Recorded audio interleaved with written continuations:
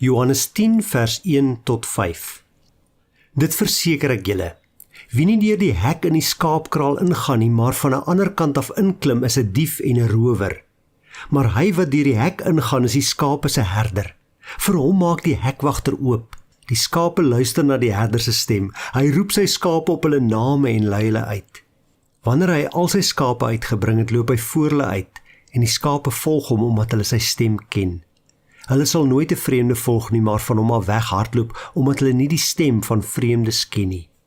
Hier in Johannes 10 gebruik Jesus die beeld van 'n herder en skaap om aan ons te verduidelik hoe die verhouding tussen ons en hom werk. En dan sê hy is die goeie herder, hy is ons herder. En wat doen die herder? Die herder sê hy lê sy lewe af vir sy skape, sy lewe, hy beskerm die skape met sy lewe. Daarom het Jesus ook sy lewe vir ons afgelê. Hy het aan die kruis gesterf vir ons.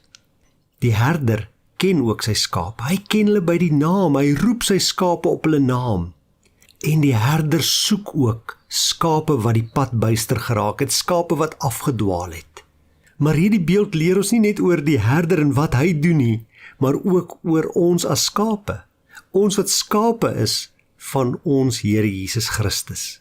Ons as skape ken die herder se stem. Ons weet wanneer God met ons praat. Ons reageer op sy stem. Ons volg die herder. Nog iets wat die skape doen is, die skape loop agter die herder aan. As die herder uitstap by die skaapkraal, hy stap die veld in, dan roep hy die skape en dan volg hulle hom. Hulle bly nie in die kraal nie, hulle loop nie elkeen sy eie rigting nie, hulle loop agter die herder aan. So moet ons ook die Here Jesus volg in wat hy doen en wat hy sê, omdat ons sy stem ken. As ons hoor hy roep ons, dan moet ons dadelik reageer en luister en hom volg. 'n Skaap is ook 'n afhanklike ding. Die skaap is heeltemal afhanklik van die herder. Hy is afhanklik van die herder om vir hom goeie weiding te gaan soek. Op sy eie is hy tot niks in staat nie. Hy is nie slim genoeg en hy is nie sterk genoeg om vir homself te sorg nie.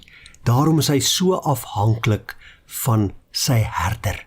Ons moet ook so wees. Ons moet afhanklik wees van God. Gewoonlik wil ons onafhanklik wees. Ons wil nie hê enige iemand moet ons iets skuld nie. Ons wil op ons eie bene staan, maar Jesus sê nee, julle moet afhanklik wees van my, want julle is my skape en ek is julle herder. Luister vandag na jou herder se stem. Volg hom vandag in waar hy jou lei en jy sal veilig wees.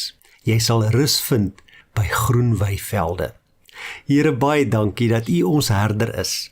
Dankie dat ons U stem kan ken en help vir my vandag, Here, om te luister en te reageer wanneer U met my praat, om U te volg elke dag, tree vir tree, om nie my eie kop te wil volg en self te dink ek is slim genoeg of ek is sterk genoeg nie, maar om afhanklik te wees van U.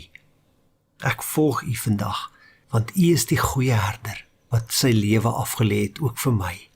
Daarvoor dank en loof ek U in Jesus naam. Amen.